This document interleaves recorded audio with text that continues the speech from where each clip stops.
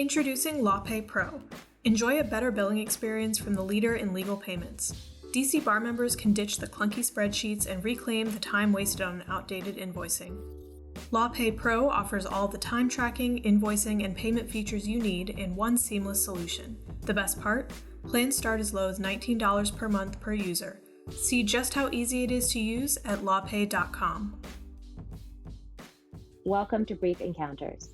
Hi, my name is Shannon Taylor, and I am going to be interviewing Dr. Niranjan Seshadri today, MD, in May of 24, MD JD. And I want to tell a little story quickly about how I met Niranjan. I am on the steering committee of the Law Practice Management Committee at the DC Bar, and every year we get a fellow. And last year I got an email saying there was a law student interested in being a fellow. And when I opened up the resume, I thought there had been a mistake because they had sent me the resume of a cardiologist. But I Googled him and I checked the email again, and it was the right person. So I was blown away that this very accomplished cardiologist wanted to join our committee, and he has been nothing but an asset.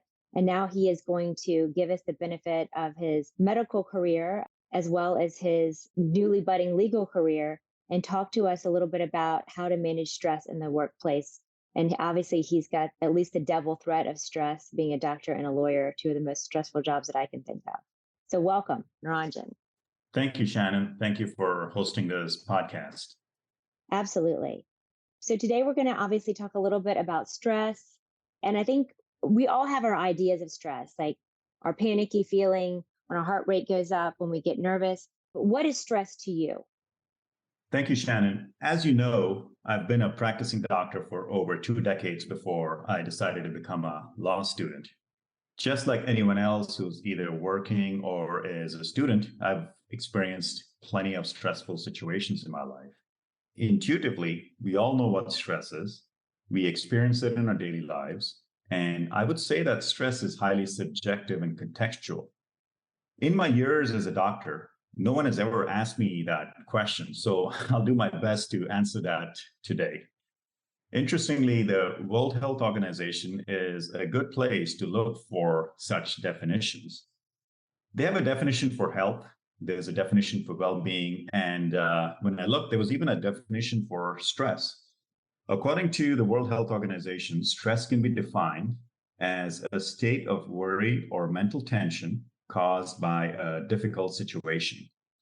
We all know this to be true from our subjective personal experience, but reducing this concept of stress to a few words, as the WHO has done, still, in my mind, leaves stress as a fairly abstract concept. Now, if I put my law student hat on, my response would be to take the same definition, which is a state of worry and mental tension caused by a difficult situation, and try to break it down further. Lawyers, as you know, like bright line rules, and this definition is as bright line as it gets. A state of worry and mental tension essentially circumscribes stress as something originating and residing in the mind. When we experience stress, it feels like it's consuming our entire being. Its effects are felt not just in the mind, but also in the body. As you mentioned earlier, everything tenses up, the muscles tighten, the breathing becomes shallow, it becomes rapid, the blood pressure rises, and so on. We've all experienced that. But once that burst of stress dissipates from the mind and eventually from the body, what it leaves us is a state of fatigue and tiredness, which we don't really like that state. It's not a state of natural being. But these effects in the body are secondary. It is a response to something that is happening in the mind. Now, the definition also talks about difficult situations. We all experience difficult situations in various ways on a daily basis. Certain situations we can do something about. We can use our intellect and our resources to fix. But often, in many cases, the situation goes beyond our control. There's little we can do to fix it. So the question arises, what do we do about it? Do we give in and suffer the consequences of stress related to the difficult situation? Or do we fight for survival? Or is there another way? Here, it is helpful to understand that stress does not happen in isolation. It is always in relation to something. We mentioned that it is contextual and it is subjective. So when stress originates in the mind, there's always a reference point. That reference point is usually a thought related to the past or the future. For instance, we may have had a bad experience in the past. And if whatever is happening today in the present is similar to that bad experience in the past, thoughts related to the past then aggravates our mental reaction and enhances the stress response and makes the response more robust, and we feel an overwhelming feeling of being taken over by that stress. Alternatively, we may be harboring some fears related to the future. And whatever is happening in the present, if it reinforces that fear of the future that we already harbor in our mind, it then again aggravates the stressful situation in the mind. Ultimately, what this leads to is an impulsive and poorly thought through response. And a frequent example is an angry outburst. Stress can also lead to loss of concentration. As doctors and lawyers know, people's lives depend on doctors and lawyers being on their A game all the time. This may be a long-winded answer to your question. So to sum it up, stress is a mental reaction to an external situation aggravated by past experience and also fears related to the future. Stress is highly contextual and subjective. What we experience as stress is the downstream effects, such as the physical and physiological changes in the body. But ultimately, it's important to recognize the cause is upstream in the mind. So, knowing that it's affecting your mind as well as your body, is stress detrimental to your actual health and well being, both physically and mentally? Yes, absolutely. Stress is a real cause of illness and long-term chronic disease states such as diabetes and heart disease. So let me try to explain how that link happens. Think of stress as a toxic ice cube. Imagine an ice cube that's got all kinds of toxins in it, and you can't see those toxins. So if you put that ice cube in a jug of water, as the ice cube melts, the entire jug of water becomes toxic. Similarly, stress response originates in the mind, usually in a single thought, and then very quickly it infects the entire conscious mind. Every thought in the conscious mind is impacted by that stressful thought, and then it spills into the body. And how this happens is the mind and the nervous system have a link. Although we cannot identify a physical link, meaning just like what we can see in the body between the mind and the nervous system, we know that there's a close nexus between the two. So what happens in the mind then impacts the nervous system. The nervous system, in turn, activates hormones and neurotransmitters depending on our state of mind. So if our mind is under stress, it's a different set of neurotransmitters and hormones. If you're relaxed, it's a different set of hormones and neurotransmitters. And the nervous system has two aspects. Think of it as two halves of one fruit. Now imagine that one half of that fruit is sweet and the other half is bitter. You would say that's crazy because they look alike. But once you taste each part, you experience whether it's the sweet part or the bitter part. Similarly, the nervous system by itself, all the nerves look the same, but there are two aspects to the nervous system. One functions very differently from the other. So from the standpoint of stress, the one half of the nervous system which is affected is called the sympathetic nervous system. And it is like the bitter half of the fruit because it's associated with the fight or flight response, a very unpleasant inner feeling. What we call as the parasympathetic nervous system is like the sweet half of that fruit. I call it the sweet half because the parasympathetic nervous system is associated with rest, recovery, relaxation, a calm state of mind, the complete opposite of the stressful situation. So when stress activates the sympathetic nervous system, resulting in the fight or flight response, this causes a heightened state of anxiety.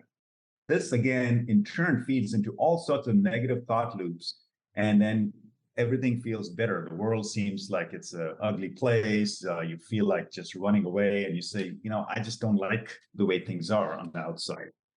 And the main hormone which regulates all of this is adrenaline, which is produced in the adrenal glands.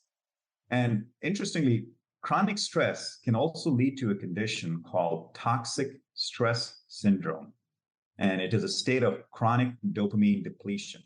This becomes important because this is how you link it to ultimate disease states like cardiovascular disease. So chronic stress causes maladaptive gene expressions, which then in turn cause structural changes in the brain, which we can actually image in regions called the hippocampus and amygdala, which are essential to memory, processing threatening stimuli, and activating behaviors in response to such threatening stimuli. And we know from scientific studies that toxic stress shapes our eating patterns and makes people susceptible to adopting unhealthy and obesogenic diets. And these maladaptive dietary behaviors result from chronic stress that depletes dopamine, and these high caloric foods rich in sugar and fat make us feel good. So it's the feel good impact of these foods that we crave. And these sugar and calorie rich foods result in short term spikes in dopamine levels. Dopamine makes us feel good. And this vicious cycle of chronic stress, reducing dopamine, making sugar and fat rich foods more desirable, leads to weight gain. And from weight gain, we get to hypertension, diabetes, and from there, ultimately, a greater risk of cardiovascular illnesses.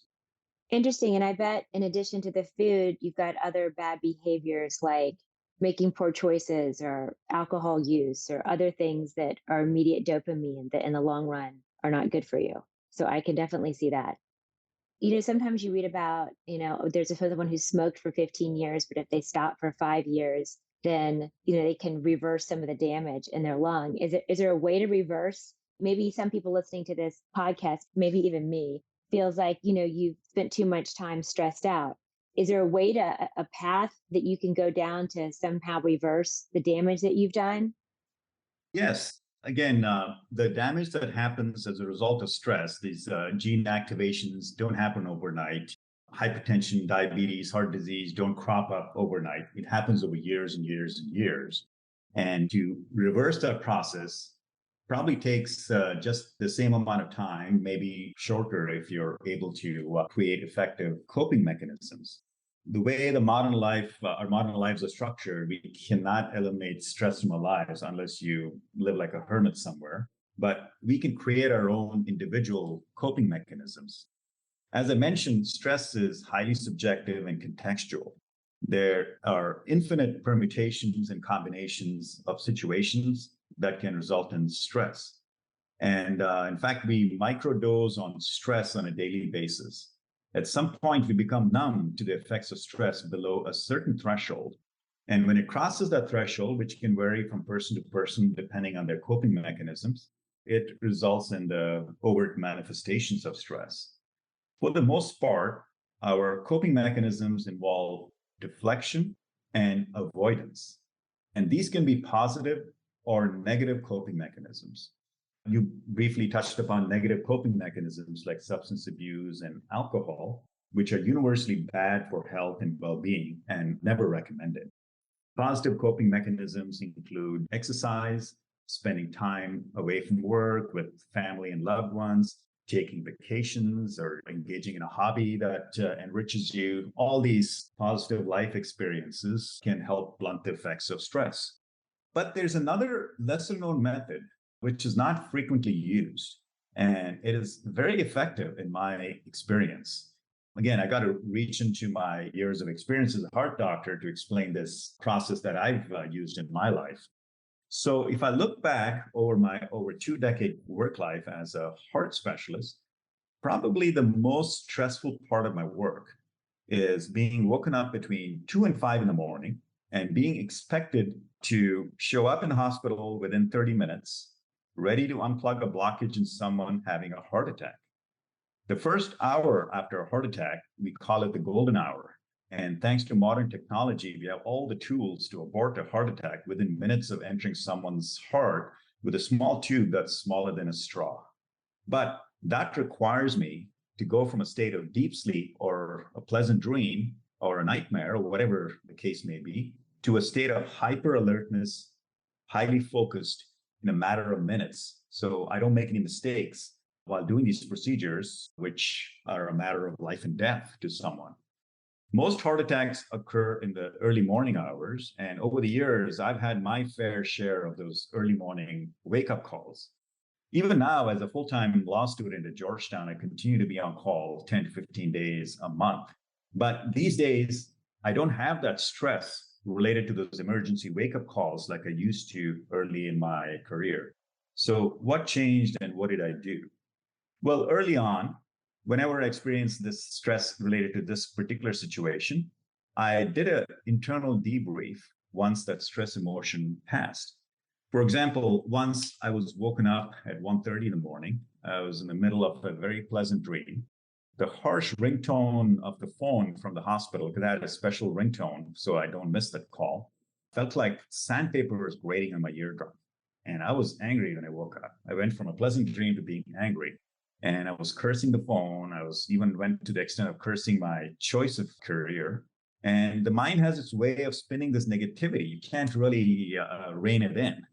On the way to the hospital, I was wishing that I'd picked another line of work and grumbling. But once at the hospital, I internalized all that negativity and stress and put on a smile, went to work because I have 4 or 5 assistants. And it's really not fair to the patient or to my colleagues to show up with a grumpy expression. Fortunately, the patient did well and I came home exhausted.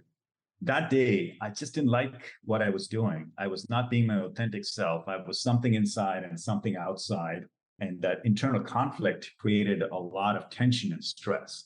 So I decided to do something about that initial reaction that caused so much negativity and stress in my mind.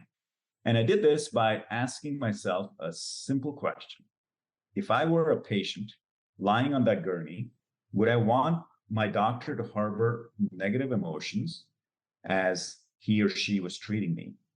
And if you ask yourself the question, the answer is an obvious no. And I use this question as a template, a simple question. And in any situation, how would I want to be treated? And I did this repeatedly. So these days, because since I've tried this over the years and I've retrained my mind, when I get that call early in the morning, I'm ready to go, grateful for the opportunity to be of assistance to a fellow human being. And just that moment of gratefulness of, oh, at least it thought of me and I'm here to help, it immediately blunts the stress response and just makes you so much more positive and energetic. And we're all good at covering up and hiding our emotions, especially the negative ones in public. And again, that means that we're not being our authentic selves, and this can lead to stress. As doctors and lawyers, we are in essentially a service industry. We're in the service of others. Patients and clients are essentially customers. And if we align what we feel inwardly and express that outwardly, we can minimize our stress.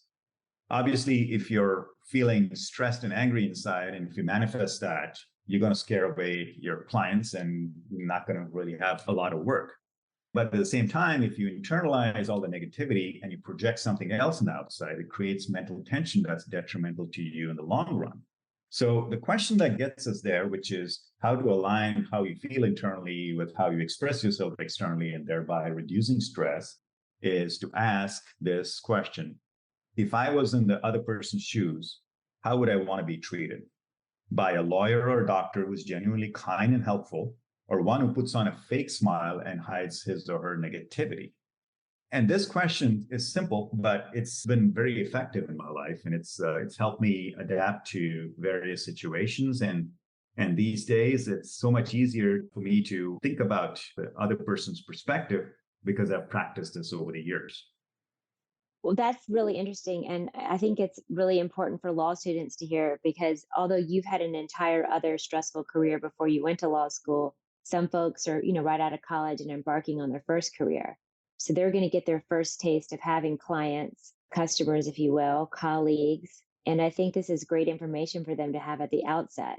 And there's some attorneys that aren't going to see it's going to be more difficult because they don't have the client interaction, right out. But it's an interesting way to go in. How would I want this to be if this was my case? if I was affected by this matter, how would I feel? And I think that's a great plan. And I am actually going to do it myself. And it kind of reminds me a little bit of like what they tell you when you're meditating, clear your mind and start over a little bit, let it all go and then create your own narrative. Are there any of your past patients or colleagues that have other methods of handling stress? I like that one technique. I think that's the most important technique. Any other advice you can give our listeners before we conclude? Absolutely. As I mentioned, it is very contextual and it's hard to give one prescription that fits all situations. So, in that sense, it's a tough question. But it's also a tough question because there's a solution, and that solution is very simple. It's the simplicity of the solution that makes it impossibly hard to adopt into practice. Sorry, I'm sounding a little cryptic, but I'll just break it down for you. This technique is not something that money can buy. You don't need any external props. It can be done anytime, anywhere, and by anyone. And the solution involves being a witness to one's own mind and thoughts. To use a law related analogy, think of a witness on a witness stand.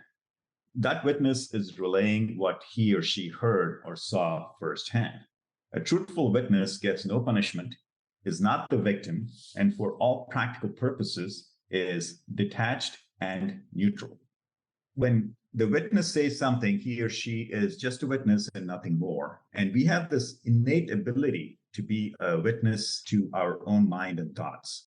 Just as you're watching a computer screen in front of you, the mind can similarly be watched as if you're watching it from a distance.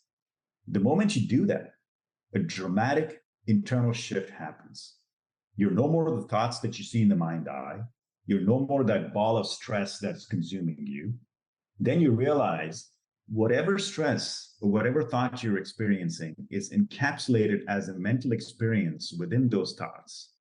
A separation happens. And when that separation happens between you and the mind or the thoughts, you then break the vital bridge between the stressful thought in the mind and the body.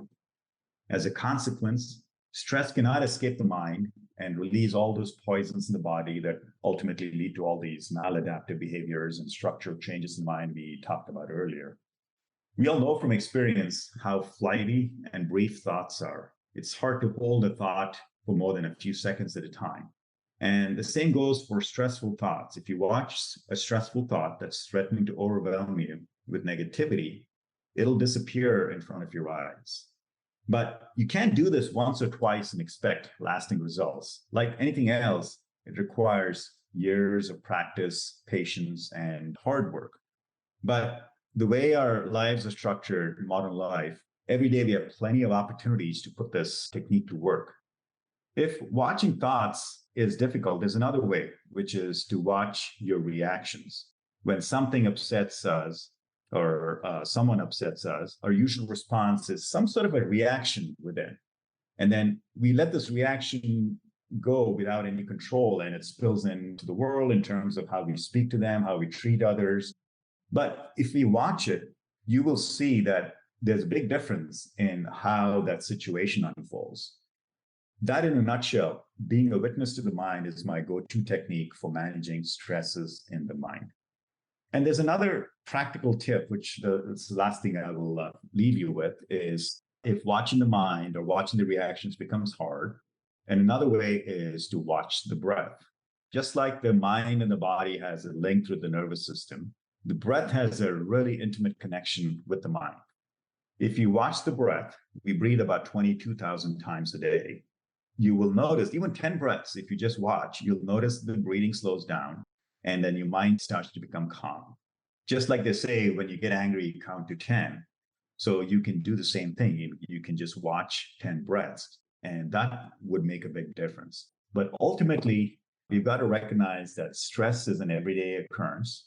We are bombarded by situations and people, but we can also adapt and become better human beings by taking all these little steps and changing how we approach ourselves, approach the world, and ultimately results in long-term good health for us. It results in better relationships, and overall life becomes happy and successful.